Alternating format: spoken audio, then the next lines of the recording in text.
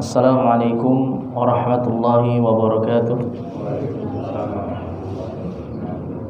Innal hamdalillah nahmaduhu wa nasta'inuhu wa nastaghfiruh wa na'udzu billahi min shururi anfusina wa min sayyiati a'malina. Man yahdihillahu fala mudilla lahu wa man yudlil fala hadiya lahu. Asyhadu an la ilaha illallah wahdahu la syarika lahu wa asyhadu anna Muhammadan 'abduhu wa rasuluh. Allahumma salli wa sallim wa barik ala nabiyyina Muhammadin wa ala alihi wa ashabihi wa man tabi'ahum bi ihsanin ila yaumiddin. Amma ba'd.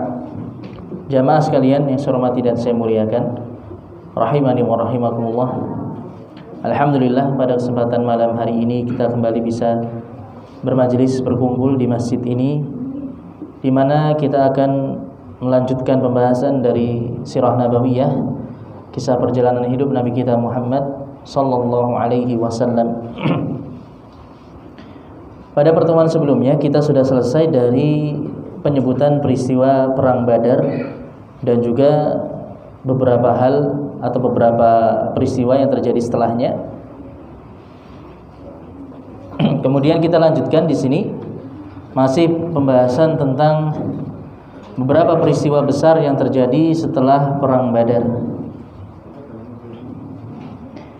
Disebutkan oleh penulis rahimahullah taala, Syekh Shafiyur Rahman Al-Mubarakfuri rahimahullah taala, beliau mengatakan, sa'al musyrikuna wa man ma'ahum ma akramallahu bihil muslimin minan nasri wal fathi. Kaum musyrikin mereka merasa tidak senang tentunya. Ya, mereka merasa jengkel, marah dengan kemuliaan yang Allah Subhanahu wa taala berikan kepada kaum muslimin berupa pertolongan dan kemenangan. Ya. Tentunya kaum musyrikin sangat-sangat terpukul dengan kekalahan di perang Badar dan mereka marah dengan kekalahan ini. Fa akhadhu yudabbiruna maka'id yadurruna bihal muslimin. Maka mereka pun mulai menyusun makar-makar, menyusun rencana-rencana jahat untuk memberikan bahaya kepada kaum muslimin, ya, untuk membahayakan kaum muslimin. Wa yantaqimuna minhum, dan dalam rangka untuk membalas dendam. Walakinna Allah radda kaidahum fi nuhurihim wa ayyadal mu'minina bi fadlih. Akan tetapi Allah Subhanahu wa taala tentunya Allah senantiasa menolong para hambanya yang beriman. Maka Allah kembalikan makar mereka, rencana jahat mereka balik kepada mereka sendiri. Istilahnya senjata makan tuan. Ya. Jadi rencana jahat yang mereka susun itu justru membinasakan mereka sendiri, mencelakakan mereka sendiri. Wa ayyadal mu'minina bi fadlih. Dan Allah Subhanahu wa taala memberikan pertolongan kepada kaum mukminin dengan keutamaannya.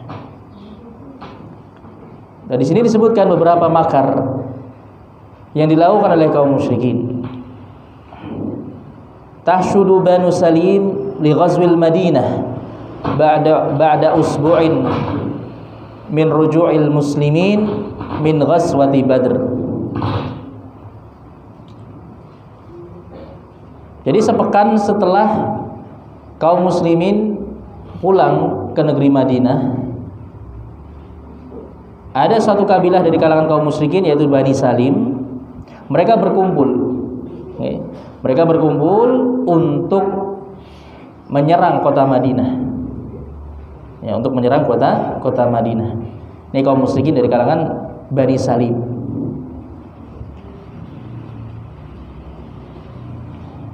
Aw fil Muharram sanata 3 minal hijrah, atau ini terjadi, peristiwa ini terjadi di bulan Muharram di tahun yang ketiga Hijriyah. Ya, bulan Muharram di tahun yang ketiga Hijriyah. Jadi muncul kabar yang diterima oleh kaum muslimin bahwasannya Bani Salim, ya, salah satu kabilah kaum musyrikin dari Bani Salim, mereka berkumpul hendak menyerang kota Madinah. Maka rencana mereka ini tercium oleh kaum muslimin. Fadahamahumul muslimun fi manazilihim. Maka kemudian kaum muslimin pun sebelum mereka menyerang, ya, jadi sebelum Bani Salim menyerang kota Madinah, akhirnya kaum muslimin pun yang menyerang mereka, ya, menyerang pemukiman mereka, menyerang tempat mereka berkumpul, ya. Maka dari peristiwa-peristiwa seperti ini dan juga dari kisah-kisah yang telah kita lalui sebelumnya, ya, kita bisa mengambil kesimpulan atau salah satu faidah bahwasannya dahulu di zaman Rasulullah SAW sudah ada yang namanya mata-mata, ya. Istilahnya beberapa orang yang ditunjuk untuk mengawasi pergerakan pergerakan musuh, ya, yang bisa jadi menyusup di tengah-tengah barisan musuh. Jadi di tengah-tengah tempat tinggal musuh untuk mengawasi bagaimana rencana mereka.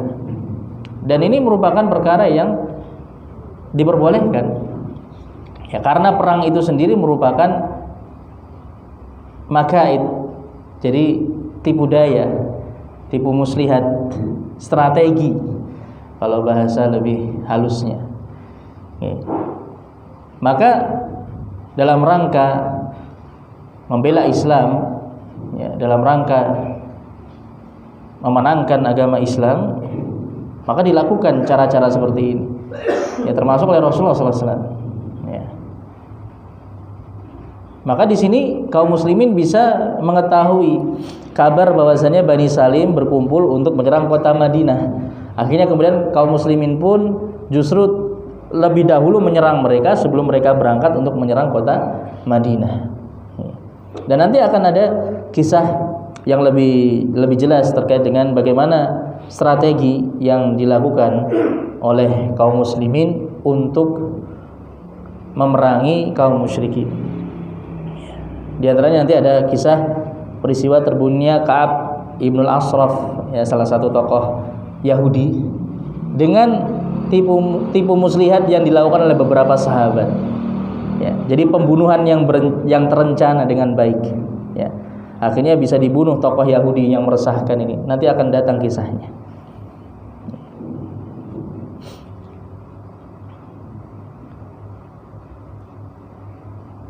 Kemudian wa asabu ghanaim, kaum muslimin pun mendapatkan ghanimah, harta rampasan perang dari Bani Salim.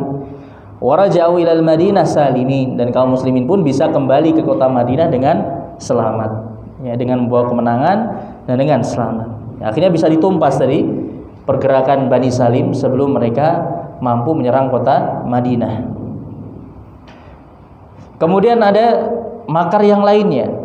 Disebutkan di sini, "Tsumma ta'amara Umair ibn Wahab al-Jumahi wa Safwan ibn Umayyah 'ala al-ightiyalin Nabi sallallahu alaihi wasallam." Kemudian ada dua tokoh kafir Quraisy. Yang pertama bernama Umair ibn Wahab al-Jumahi, yang kedua Safwan ibn Umayyah, ya. Di mana Safwan ibn Umayyah ini merupakan putra dari Umayyah bin Khalaf. Umayyah bin Khalaf ini salah satu tokoh kafir Quraisy atau petingginya kafir Quraisy yang juga turut tewas di perang Badar, ya. Umayyah bin Khalaf ini bapak dari Safwan bin Umayyah. Tapi nanti kedua tokoh Quraisy ini, yaitu Umair bin Wahab dan Safwan bin Umayyah, nanti ujung-ujungnya masuk Islam. Yang terlebih dahulu masuk Islam adalah Umair bin Wahab di sini nanti kisahnya. Jadi ketika itu Umair bin Wahab dengan Safwan bin Umayyah melakukan rencana, ya, keduanya menyusun rencana untuk membunuh Nabi Muhammad sallallahu alaihi wasallam. Wa jaa Umair lidzalika ilal Madinah, maka datanglah Umair ibnu Wahab ke kota Madinah untuk melaksanakan rencana pembunuhan terhadap Nabi Muhammad sallallahu alaihi wasallam. Faulqiya alaihi al-qabd. Kemudian akhirnya dia pun bisa ditangkap, bisa dicium rencana jahatnya oleh kaum muslimin. Akhirnya dia pun bisa ditangkap. Kemudian wa akhbarahu an-nabiy sallallahu alaihi wasallam bima ta'amara alaihi fa aslama. Ya. Kemudian Nabi Muhammad SAW memberitahukan kepada Umair tentang rencana jahat yang dia susun dengan Safwah bin Umayyah. Ya. Padahal ketika itu Rasulullah tidak ada di samping mereka. Ketika keduanya melakukan menyusun rencana jahat untuk membunuh Nabi.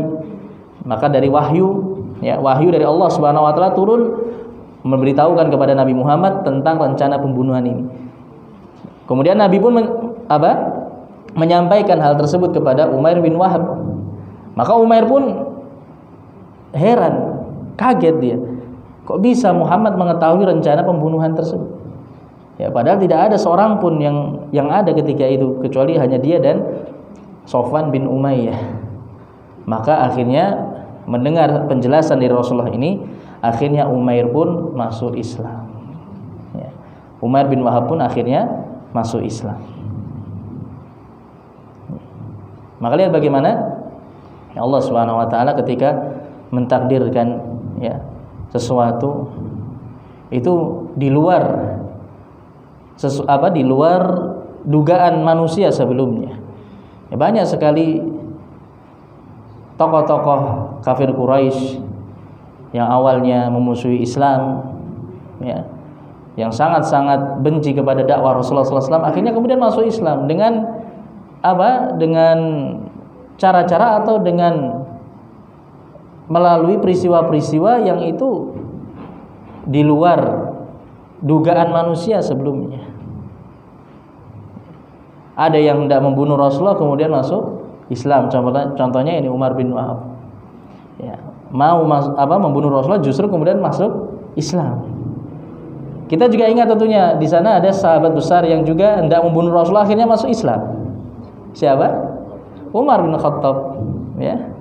Beliau sudah siap-siap membawa pedang untuk untuk membunuh Rasulullah SAW, saking dia sudah beliau awalnya ketika itu sangat-sangat benci dengan dakwah Rasulullah. Yang beliau menganggap Rasulullah SAW telah memecah belah orang-orang kafir Quraisy. Akhirnya kemudian justru Umar masuk Islam. Ya. Maka ini jamaah rahimani wa rahimakumullah. Kalau Allah sudah menetapkan sesuatu, Allah mentakdirkan sesuatu, tidak akan ada yang bisa menolaknya. Dan tentunya Allah Subhanahu wa taala Maha mengetahui kepada siapa Allah memberikan hidayah. Ya. Jadi orang-orang yang tidak disangka-sangka akan masuk Islam justru masuk Islam. Tentunya ini di balik semua itu terdapat hikmah dari Allah Subhanahu wa taala. Kemudian jamaah sekalian rahimani wa rahimakumullah,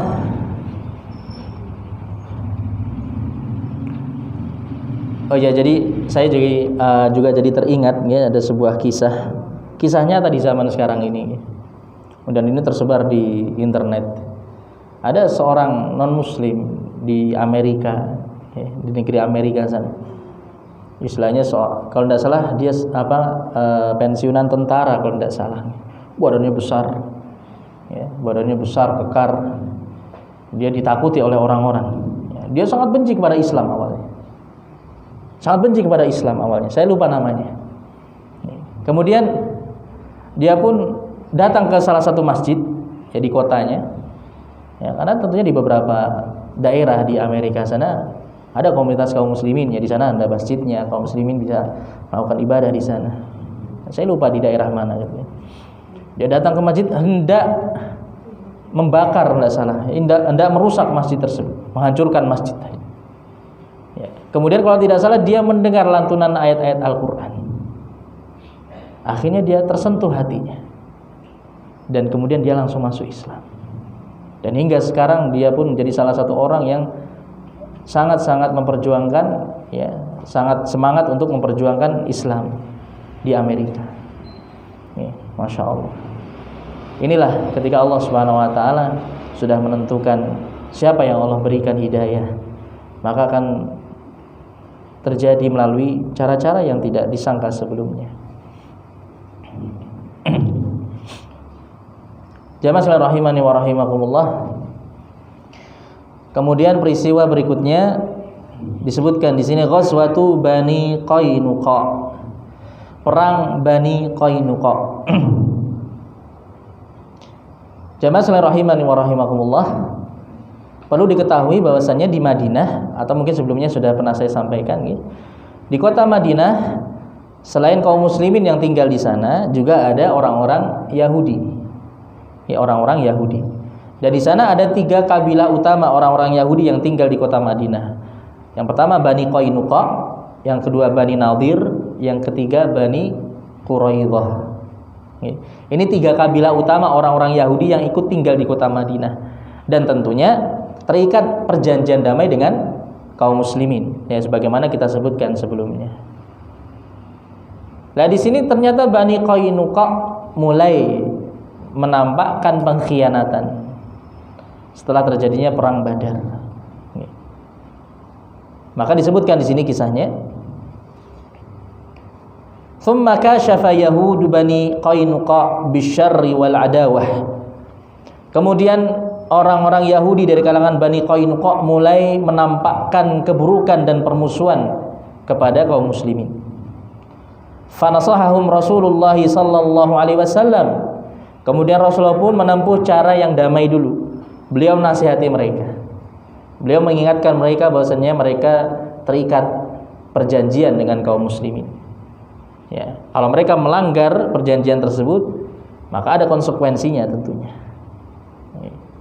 Faqalu, kemudian mereka pun menjawab, ya, diajak berdamai oleh Rasulullah, ya, dengan cara yang damai. Rasulullah menasihati mereka dengan cara baik-baik. Mereka justru menjawab, ya Muhammad, la yaghurannaka min nafsika annaka qatalta nafaran min Quraisy kanu aghmaran la ya'rifuna al-qital. Wahai Muhammad, kamu jangan tertipu. Kamu jangan merasa bangga dengan dirimu. Ya, ketika engkau sudah bisa menang dari orang-orang Quraisy. Ya. Mereka itu orang-orang yang enggak paham perang. Mereka orang-orang Quraisy, mereka orang-orang yang tidak pandai dalam berperang. Wajar kalau mereka kalah dari kalian. Lihat bagaimana ucapan orang-orang Yahudi Bani Qainuqa ini sudah berani untuk merendahkan kaum muslim, akan merendahkan Nabi Muhammad SAW sekaligus, ya, secara langsung. Innaka law qataltana la'arafta anna nahnu nas. Kalau seandainya engkau berperang melawan kami, engkau akan baru tahu bagaimana manusia yang sesungguhnya. Ya, artinya bagaimana orang-orang yang pandai berperang yang sesungguhnya. Gitu. Kalian akan berhadapan dengan kami adalah orang-orang yang pandai dalam berperang. Ya, jangan bandingkan kami dengan orang-orang Quraisy. Gitu. Ya, ini jawaban dari orang-orang Yahudi Bani Qainuqa. Wa sabara Rasulullah SAW. Rasulullah tetap sabar. Ya, beliau tetap bersabar. Karena beliau tetap memikirkan bagaimana keamanan kota Madinah. Ya, bagaimana kestabilan dan kekondusivitas keamanan kota Madinah itu tetap harus dikedepankan. Ya, jangan sampai kemudian terjadi pertumpahan darah di kota Madinah. Ya, Rasulullah tetap bersabar ketika itu. Wasabara Rasulullah SAW ada hadzal jawab. Beliau tetap bersabar mendengar jawaban tersebut. Fazdadat jur'atuhum, tapi ternyata kejahatan mereka semakin menjadi-jadi. Ya, orang-orang Yahudi ini semakin menjadi-jadi kejahatannya. Akhirnya puncaknya hatta atharu fi suqihim fitnatan qutila fiha rajulun minal muslimin wa rajulun minal yahud.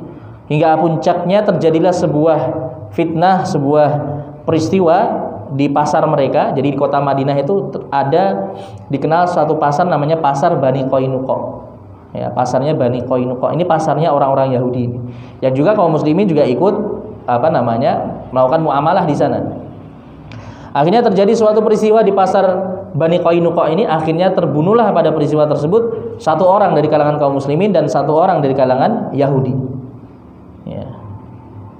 Akhirnya tentunya ini merupakan pelanggaran dari perjanjian yang ada. Ya. Fahasarahum Rasulullah sallallahu alaihi wasallam yaumas sabti. lin nisfi min Syawal sanata itsnatain minal hijrah. Maka Rasulullah pun mengepung mereka, ya, mengepung pemukiman Bani Qainuqa, dikepung oleh Rasulullah SAW dan para sahabat kaum muslimin, ya, di hari Sabtu di pertengahan bulan Syawal tahun kedua Hijriah. Wastaslamu ba'da 15 yauman. Kemudian mereka pun akhirnya menyerah setelah dikepung selama 15 hari. Nggak bisa kemana-mana mereka, dikepung oleh kaum muslimin. Akhirnya mereka menyerah. Kalau mereka nggak menyerah, ya berarti mau tidak mau kaum muslimin harus menyerang mereka. Akhirnya mereka menyerah setelah 15 hari, ya, setengah bulan. Jadi hampir selesainya di akhir Syawal. Ya, dimulai dari di pertengahan Syawal sampai akhir Syawal, baru mereka kemudian menyerah lihilali Dzulqa'dah, bertepatan dengan hilalnya bulan Dzulqa'dah. Jadi awal bulan Dzulqa'dah. Fa ajlahum ila adra'ati Syam haitsu mata aktsaruhum ba'da qalil. Kemudian akhirnya mereka pun diusir oleh Rasulullah SAW dari kota Madinah. Dikeluarkan dari kota Madinah, diusir mereka semuanya. Yahudi Bani Qainuqa ini diusir keluar dari kota Madinah menuju ke daerah-daerah perbatasan negeri Syam. Jadi ke wilayah utara, ya, dekat perbatasan negeri Syam. Akhirnya kemudian di sana pun kebanyakan dari mereka tewas di sana. Ya, mati mungkin ya kelaparan, ya, atau mungkin karena sebab-sebab yang lain. Ini hukuman bagi orang-orang Yahudi yang melanggar perjanjian damai dengan kaum muslimin. Ya, lihat bagaimana Rasulullah tidak bukan beliau yang mendahului semua itu, ya, tapi orang-orang Yahudi yang yang mengawali, ya, mengawali rusaknya atau batalnya perjanjian antara mereka dengan kaum muslimin. Jadi Bani Qainuqa ini orang-orang Yahudi, kabilah Yahudi pertama yang diusir dari kota Madinah. Nanti ada lagi Bani Nadir, nanti juga diusir, ya. Tapi masih nanti peristiwanya. Kemudian yang terakhir Bani Quraidah yang nanti akan ditumpas oleh kaum muslimin karena mereka mengkhianati kaum muslimin di peristiwa perang Ahzab, perang Khandaq, yang ketika itu kaum muslimin dikepung dari segala arah. Kota Madinah dikepung dari segala arah dengan pasukan gabungan antara kaum musyrikin, orang-orang Quraisy dengan kaum musyrikin bangsa Arab yang lainnya, ya, mengepung kota Madinah. Dari luar saja sudah seperti itu kondisinya. Kemudian orang-orang Bani Quraidah dari dalam kota Madinah mereka berkhianat, menyerang kaum muslimin dari dalam. Ya, akhirnya tidak ada ampun bagi mereka. Setelah selesai perang Ahzab, kaum muslimin mendapatkan kemenangan, akhirnya mereka pun ditumpas oleh Rasulullah SAW. Nanti ada peristiwanya, akan kita sebutkan peristiwanya.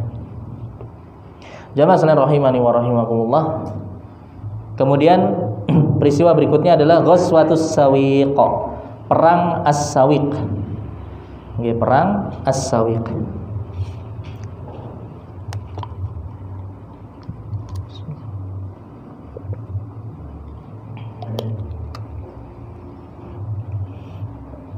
Jamaah sekalian rahimani wa rahimakumullah. Mungkin perlu saya sampaikan bahwasannya ketika kita membahas sirah nabawiyah, banyak sekali nanti peristiwa-peristiwa peperangan yang akan kita lewati. Tapi jangan sampai kita memiliki pemikiran bahwasanya Islam itu agama yang mengedepankan perang, mengedepankan pedang, mengedepankan numpahkan darah, ya. Tidak seperti itu. Dan ini mungkin juga pernah saya sampaikan. Ini merupakan solusi terakhir, ya, ketika orang-orang kafir atau kaum musyrikin mereka tidak mau masuk dalam agama Islam, atau mereka tidak mau menghentikan permusuhan mereka kepada kaum muslimin. Akhirnya jalan terakhir adalah dengan pedang. Dan yang perlu kita ketahui juga, ini faedah yang saya dapatkan kemarin, ya, ketika mengikuti daurah bersama Syekh Ibrahim Ar-Ruhaili hafizahullah taala di Solo kemarin. Yang perlu kita ketahui bahwasannya tidak semua rasul diutus dengan pedang. Artinya menyebarkan dakwahnya melalui peperangan. Bahkan sebagian ulama mengatakan hanya Nabi Muhammad sallallahu alaihi wasallam, ya, beliau yang diperintahkan untuk berperang, untuk menyebarkan dakwah Islam. Coba kalau kita baca kisah-kisah para nabi dan para rasul, ya, jarang sekali. Atau bahkan terkait dengan para rasul, bahkan ada sebagian ulama yang berpendapat seperti itu, hanya Nabi Muhammad yang diperintahkan untuk berperang. Ya. Kalau kita baca dari mulai Nabi Nuh, apakah berperang bersama kaumnya? Tidak. Bahkan beliau diperintahkan untuk apa? Membuat kapal, kan? Ketika itu beliau sudah tidak bisa lagi meladeni umat kaumnya. Kaumnya sudah benar-benar tidak bisa didakwahi. 950 tahun, bayangkan beliau berdakwah, mendakwahi kaumnya. 950 tahun, Mbak, karena umur Nabi Nuh itu 1000 tahun lebih. Ya, itu umur umat terdahulu memang panjang-panjang. Akhirnya beliau pun berdoa kepada Allah, la tadar 'alal ardi minal kafirina dayyara innaka in tadarhum yudillu ibadak wa la yalidu illa fajiran kafar. Wahai Rabbku, jangan kau sisakan orang-orang kafir di atas muka bumi satu pun, karena engkau kalau biarkan hal itu, tidaklah mereka melakukan di atas muka bumi ini kecuali keburukan, kecuali kerusakan di atas muka bumi ini, dan mereka hanya akan menghasilkan anak-anak keturunan yang juga di atas kekufuran. Akhirnya Allah kabulkan doa beliau, diturunkan banjir bandang. Beliau tidak berperang bersama umat, tidak memerangi umatnya ketika itu, karena Nabi Nuh juga pengikut beliau sangat sedikit. Ya, itu Nabi Nuh. Kemudian Nabi Ibrahim tidak berperang bersama memerangi Raja Namrud, enggak. Ya. Bahkan beliau yang kemudian tidak dibakar hidup-hidup, kan. Kemudian Nabi Musa, justru Nabi Musa lari dari Fir'aun, ya kan, menyelamatkan diri dari kekejaman Fir'aun bersama orang-orang yang beriman hingga menyeberangi Laut Merah. Nabi Isa nggak berperang juga. Ya. Jadi ulul azmi, kalau kita persempit ulul azmi minar rusul, ya, para rasul dari kalangan ulul azmi hanya Rasulullah, ya, yang menyebarkan dakwah Islam dengan pedang. Ya. Jadi agama yang Allah turunkan itu tidak hanya terkait dengan qatl, bunuh. Tidak. Ya. Ini yang banyak disalahpahami, bahkan oleh kaum muslimin sendiri. Akhirnya banyak muncul pergerakan-pergerakan atau golongan-golongan yang mereka membangun akidah mereka di atas akidah Khawarij. Khawarij ini sekte menyimpang pertama yang muncul dalam Islam, dalam sejarah Islam. Ini Khawarij. Yang dari Khawarij inilah nanti muncul ada Syiah, ada Mu'tazilah dan yang lainnya. Jadi yang pertama itu Khawarij. Mereka yang bermudah-mudahan dalam menumpahkan darah, bahkan darah kaum muslimin sekalipun, mudah mengkafirkan kaum muslim. Saya kemarin juga mendapatkan faidah dari Syekh Abdul Malik ya Ramadhani. Jadi kemarin daurahnya itu Syekh Abdul Malik Ramadhani dan juga Syekh Ibrahim Ar-Ruhaili, ya pematerinya. Ini dua ulama besar dari Saudi. Masya Allah. Syekh Abdul Malik beliau dari negara Aljazair, ya. Aljazair yang juga mengalami revolusi. Akhirnya terjadi pergolakan di sana. Itu sudah berlalu sudah agak lama peristiwanya nih. Dan beliau tahu juga terkait dengan fitnah Daesh, ISIS, ya. Daulah Islamiyah yang dianggap itu mereka mendirikan daulah Islamiyah, ya. Dan luar biasa kekejaman ISIS itu jamaah, ya, luar biasa. Mereka ini diantara mereka mengaku muslim, kaum muslimin, tapi pemahaman mereka benar-benar ekstrim. Mereka sangat mudah menumpahkan darah. Bahkan Syekh Abdul Malik mengatakan beliau pernah mendengar kisah dari seorang yang menyaksikan langsung bagaimana kekejaman ISIS di mana mereka membunuh anak-anak kecil tanpa ampun. Ya. Jadi mereka itu kaum muslimin yang tewas di tangan mereka itu ribuan jumlahnya. Kalau nggak mau dikatakan ratusan ribu atau mungkin lebih. Sedangkan orang kafir yang mereka bunuh jauh lebih sedikit. Jadi siapa sebenarnya mereka perangi? Ya. Justru ini merupakan sebuah fitnah yang besar yang terjadi di tengah-tengah kaum muslim. Ini pemikiran-pemikiran seperti ini yang perlu kita waspadai. Jadi Islam itu sebenarnya rahmatan lil alamin, rahmat bagi seluruh alam semesta ini. Kalau kita benar-benar mempelajari dinul Islam, mempelajari ajaran agama Islam dengan benar, kita akan dapati tidak ada agama yang seindah Islam. Tidak ada agama yang sedamai Islam. Tidak ada agama yang lebih memperhatikan tentang kedamaian dibandingkan Islam. Maka jangan sampai kita salah paham dalam memahami agama Islam.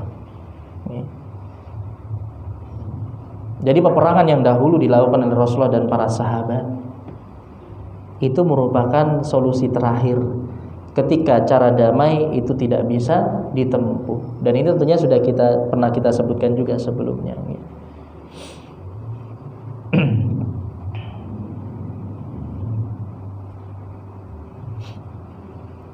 Kemudian kita lanjutkan jamaah sekalian rahimani wa rahimakumullah.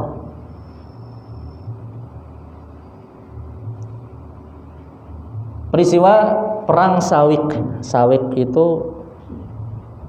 napa? Tepung artinya nggih. Tepung, Sawik itu tepung. Kenapa dinamakan dengan perang tepung? Ada kisahnya di sini. Wa nadhara Abu Sufyan ba'da ghazwati Badrin alla yamussa ra'sahu ma'un min janabah hatta yaghsuwa Muhammadan sallallahu alaihi wasallam. Abu Sufyan yang masih di atas kesyirikan ketika itu, setelah peristiwa perang Badar, kaum musyrikin mengalami kekalahan di perang Badar. Abu Sufyan bernazar bahwasannya dia bernazar tidak akan membasahi kepalanya dengan air karena junub, artinya dia tidak akan mendekati istrinya. Ya, dia bernazar tidak akan mengumpuli istrinya sampai dia memerangi Muhammad sallallahu alaihi wasallam. Ya, sampai dia bisa memerangi Nabi Muhammad sallallahu alaihi wasallam. Ini Abu Sufyan. Tapi akhirnya masuk Islam nanti pada menjelang peristiwa Fathu Makkah. Ya. Fa kharaja fi mi'atai raqib. Kemudian beliau Abu Sufyan pun keluar bersama 200 penunggang kuda, pasukan berkuda. Ya, 200 pasukan berkuda. Wa aghara bil arid fi nahiyatil Madinah, kemudian menyerang suatu wilayah bernama Al-Arid di ujung kota Madinah. Ya, jadi di salah satu ujung kota Madinah ada wilayah bernama Al-Arid. Ini diserang oleh pasukannya Abu Sufyan ini. Faqatau aswaran minan nakhil. Dia dan pasukannya bisa merubuhkan pagar-pagar dari pohon-pohon kurma. Ya. Jadi pagar yang terbuat dari pohon-pohon kurma bisa ditebang oleh mereka. Wa ahraquha, kemudian mereka bakar. Wa qatalu rajulaini wa farru, kemudian mereka bahkan bisa membunuh 2 orang dari kalangan kaum muslimin, kemudian mereka pun lari. Ya, mereka setelahnya lari. Ya, jadi sebenarnya juga mereka ketika itu nggak berani juga langsung menyerang langsung kota Madinah, ya. Mereka cuma bisa beraninya menyerang wilayah perbatasan kan gitu. Wilayah luar kota Madinah itu pun hanya sekedar melakukan kerusakan, ya, membunuh 2 orang kemudian lari mereka. Wa ta al khabar Rasulullah sallallahu alaihi wasallam fataradahum, kemudian kabar ini pun sampai kepada Rasulullah dan akhirnya dikejar oleh beliau. Pasukannya Abu Sufyan tadi dikejar oleh Rasulullah. Walakinnahum aflatu wa tarahu athna'a firarihim katsiran minas sawiq wal azwad yatakhaffafu. Tapi kemudian mereka bisa lari dari kejaran Rasulullah. Dan di tengah-tengah pelarian mereka membuang tepung-tepung yang mereka bawa. Ya, jadi mereka membawa tepung di rombongan mereka. Ya, tepung-tepung tadi mereka buang di jalan. Perbekalan-perbekalan mereka juga sebagiannya mereka buang supaya lebih cepat, ya bisa lebih cepat larinya, ya kendaraannya. Wa balaghal muslimuna fi mutaradatihim ila qarqaratil kadri. Kemudian kejaran tadi kaum muslimin pun bisa mengejar mereka sampai wilayah namanya qarqaratul kadri. Ya, suatu wilayah namanya qarqaratul kadri. Walakinnahum fatu, akan tapi mereka sudah lari. Ya, pasukannya Abu Sufyan tadi bisa lari, mereka selamat lari. Maka wa hamalal muslimuna as-sawiq wa summiyat bi ghazwatis sawiq. Maka akhirnya kaum muslimin pun ambil tadi tepung-tepungnya pasukannya Abu Sufyan yang dibuang tadi diambil oleh kaum muslimin. Ya, diambil dimanfaatkan oleh kaum muslimin sehingga dinamakan dengan perang Sawiq. Ya, perang tepung, atau juga dinamakan dengan bi ghazwati qarqaratil kadri, dengan perang qarqaratul kadri karena terjadi di tempat ini. Itu peristiwa yang lainnya terjadi setelah peristiwa perang Badar. Kemudian yang terakhir yang kita sebutkan di sini peristiwa terbunuhnya Ka'ab ibnul Ashraf yang tadi sempat saya singgung di depan, ya. Terbunuhnya Ka'ab ibnul Ashraf. Ini dia merupakan salah satu orang Yahudi yang terkaya, ya, yang terkaya di kota Madinah, dan juga seorang penyair, ya. Jadi dia sering membuat syair-syair untuk menjelek-jelekan Rasulullah dan para sahabat, ya. Dan sebaliknya justru memuji-muji kaum musyrikin, musuh-musuh Islam, ya, memuji-muji mereka dan juga menghasut mereka untuk memerangi kaum muslimin. Maka akhirnya ketika itu Rasulullah SAW menawarkan kepada para sahabat, ya, man li Ka'ab ibn al-Ashraf, siapa yang mau menumpas Ka'ab ibn al-Ashraf, siapa yang mau membunuh dia, ya, siapa yang bersedia. Fantadaba lahu Muhammad ibnu Maslamah wa Ubad ibnu Bishr wa Abu Nailah wal Harith ibnu Aus wa Abu Abs ibnu Jabr. Kemudian ada 5 sahabat yang menyanggupi. Ada Muhammad ibnu Maslamah, Ubad ibnu Bishr, Abu Nailah, Al Harith ibnu Aus, dan Abu Abs ibnu Jabr. Kemudian dipilihlah pemimpinnya, pemimpin 5 pasukan ini tadi. Ini 5 pasukan yang akan melaksanakan misi pembunuhan terhadap Ka'ab ibn al-Ashraf, ya. Dipimpin oleh Muhammad ibnu Maslamah, ya. Dipimpin oleh sahabat bernama Muhammad ibnu Maslamah. Nah, sebelum 5 orang ini berangkat untuk melaksanakan strategi atau rencana pembunuhan terhadap Ka'ab ibn al-Ashraf, Muhammad ibnu Maslamah meminta izin terlebih dahulu kepada Rasulullah, karena dia nanti akan menggunakan strategi untuk menipu Ka'ab ibn al-Ashraf dengan menyebutkan keburukan Nabi Muhammad di hadapan Ka'ab ibn al-Ashraf, sehingga nanti dikiranya mereka ini berlima datang kepada Ka'ab ibn al-Ashraf untuk untuk membelot dari Nabi Muhammad sallallahu alaihi wasallam, ya. Maka akhirnya datanglah yang pertama Muhammad ibnu Maslamah yang pertama, ya. Jadi datang satu persatu, enggak langsung 5-5-nya datang. Satu persatu datang. Yang pertama Muhammad ibnu Maslamah datang kepada Ka'ab ibn al-Ashraf. Ya, kemudian mengatakan, ya, Muhammad ibnu Maslamah ini mengatakan bahwasannya dia merasa keberatan, ya, hidup bersama Nabi Muhammad, ya, katanya terkait dengan zakat, ya, kami keberatan karena kami harus menunaikan zakat. Kemudian kami juga hidup dalam kesulitan dan kesusahan dan yang lainnya. Maka kemudian Ka'ab pun merasa, oh, ini orang yang sudah bosan hidup bersama Muhammad ini. Akhirnya dia pun ingin membelot dari Muhammad. Akhirnya dia pun diterima, ya, diterima oleh Ka'ab ibn al-Ashraf. Kemudian Muhammad ibn Maslamah ini melakukan muamalah hutang, ya. Jadi meminta dihutangi beberapa bahan makanan dan kurma. Kemudian nanti pedangnya Muhammad ibn Maslamah ini yang dijadikan sebagai jaminan. Jadi digadaikan, ya. Pedangnya digadaikan di Ka'ab bin al-Ashraf, dan kemudian Ka'ab memberikan kepadanya bahan makanan dan kurma. Kemudian setelahnya datang Abu Nailah, Ya, yang lainnya tadi, sahabat yang lainnya datang kepada Ka'ab bin Ashraf kemudian menyampaikan apa yang disampaikan oleh Muhammad ibnu Maslamah. Sama, intinya sama. Kemudian Abu Nailah menambahkan bahwasannya dia masih memiliki beberapa teman yang keadaannya sama seperti dirinya, kecewa dengan Muhammad, intinya begitu. Kemudian dia ingin untuk melakukan muamalah, melakukan jual beli bersama Ka'ab ibnu Ashraf. Akhirnya disetujui.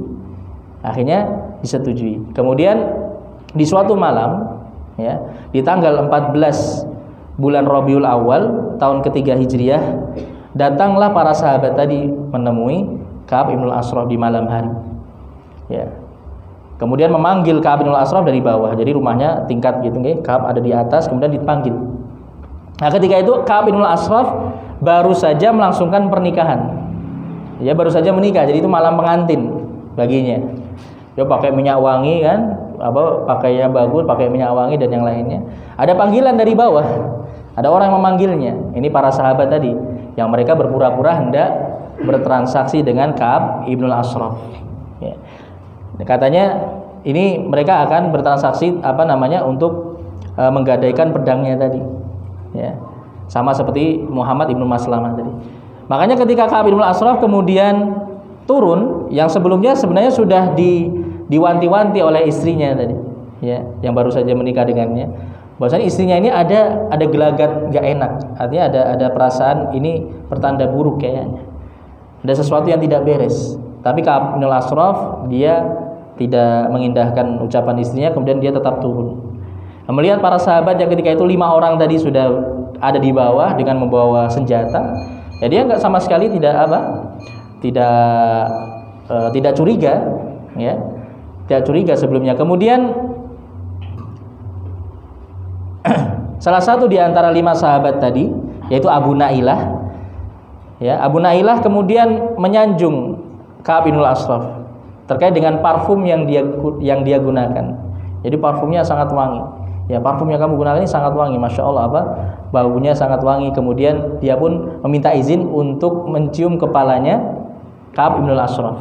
Ya, dicium 1 kali sambil dipegang kepalanya itu kan, dicium 1 kali. Kemudian dia minta izin lagi 2 kali menciumnya untuk mencium aroma parfumnya tadi, sampai 3 kali sambil dipegang kepalanya tadi. Kemudian di kali yang ketiga Abu Nailah mengatakan kepada sahabat-sahabatnya tadi yang hadir di situ yang sudah membawa pedang, ya, mengatakan dunaka aduwallah, silahkan kalian bantai musuh Allah ini. Akhirnya kemudian para sahabat yang hadir ketika itu kemudian langsung menebaskan pedang-pedang mereka ke tubuhnya Ka'ab ibnu Ashraf hingga akhirnya dia pun tewas. Ya. Dia tewas, kemudian terdengar jeritannya di malam hari tadi. Akhirnya kemudian yang ketika itu sebenarnya dia tinggalnya di benteng, ya, di sebuah benteng. Makanya tadi para sahabat tadi mereka pakai strategi supaya mereka bisa menyusup ke kediamannya Ka'ab bin Ashraf, tidak menyerang langsung. Ya, akhirnya terdengar teriakannya. Kemudian para penjaga bangun, kemudian menyalakan api. Tapi alhamdulillah kaum muslimin sudah 5 orang sahabat tadi sudah bisa melarikan diri dengan selamat. Akhirnya terbunuhlah salah satu tokoh Yahudi yang sangat-sangat meresahkan kaum muslimin. Dan setelah peristiwa itu, tokoh-tokoh Yahudi yang lainnya akhirnya ngumpet, nggak berani untuk terang-terangan menyatakan permusuhan kepada kaum muslimin untuk beberapa waktu. Ya. Nah, ini jamaah sekalian rahimani wa rahimakumullah. Kemudian satu lagi secara ringkas saya sebutkan di sini, perang Al-Qardah. Ya, perang Al-Qardah. Jadi perang ini terjadi di bulan Jumadil Akhir di tahun ketiga Hijriah. Ketika itu orang-orang Quraisy mengirimkan kafilah dagang mereka ke negeri Syam, tapi melalui jalur Irak, melewati arah negeri Irak, sehingga mereka menembus daerah Najd menuju negeri Syam. Artinya mereka muter agak jauh untuk menghindari kota Madinah. Ya, supaya mereka menghindari kota Madinah karena mereka sudah takut nanti diserang lagi oleh kaum muslimin. Nah, ketika itu kemudian mereka melewati jalur yang cukup jauh dari kota Madinah dan kafilah dagang tersebut dipimpin oleh Sofwan bin Umayyah yang tadi berkomplot dengan Umair bin Wahab untuk membunuh Rasulullah. Kemudian mengetahui hal tersebut, akhirnya Rasulullah pun mengutus Zaid bin Harithah. Sahabat Zaid bin Harithah diutus bersama 100 pasukan berkuda dalam sebuah sariyah. Artinya ini tidak dipimpin oleh Rasulullah, ya. Namanya sariyah, tidak dipimpin oleh Rasulullah. Maka Zaid pun akhirnya menyerang kafilah dagang tersebut di wilayah Najd yang disebut dengan, di suatu wilayah disebut dengan Al-Qardah. Maka disebut dengan perang Al-Qardah. Akhirnya kaum muslimin bisa bisa mengambil harta yang dibawa oleh kafilah dagang tersebut. Namun semua orang atau semua semua personil dari kafilah dagang tadi, semua orang yang ikut dalam kafilah dagangnya orang-orang Quraisy tadi, termasuk Sofwan bin Umayyah, semuanya akhirnya bisa lari, kecuali satu orang saja yang ini menjadi penunjuk jalan mereka, yang bernama Farrath ibnu Hayyan, yang akhirnya kemudian dia pun masuk Islam. Ya, masuk Islam. Dan harta rampasan perang yang diperoleh oleh kaum muslimin ketika itu sebanyak 100.000 dinar. 100.000 dinar. Ini jumlah yang luar biasa banyaknya. Dan ini merupakan pukulan yang berat bagi kaum musyrikin kedua setelah peristiwa perang Badar. Maka ini jamaah sekalian rahimani wa rahimahullah, di antara peristiwa-peristiwa yang terjadi setelah peristiwa perang Badar, di mana kita bisa lihat di sini Allah Subhanahu wa taala memberikan pertolongannya kepada kaum muslimin, dan Allah Subhanahu wa taala memberikan hukuman kepada orang-orang kafir Quraisy. Nanti insya Allah setelah ini kita akan masuk pada pembahasan peristiwa Ghazwatu Uhud, perang Uhud, di mana banyak sekali pelajaran yang akan kita ambil dari peristiwa ini. Wallahu taala a'lamu bis-shawab. Kita cukupkan dulu sampai di sini. Mudah-mudahan bermanfaat. Apabila ada kesalahan kurang saya mohon maaf. Alhamdulillahirabbil alamin wa sallallahu wasallama ala nabiyyina Muhammadin wa ala alihi wa ashabihi ajmain. Subhanakallahumma bihamdika asyhadu an la ilaha illa anta astaghfiruka wa atubu ilaik. Assalamualaikum warahmatullahi wabarakatuh.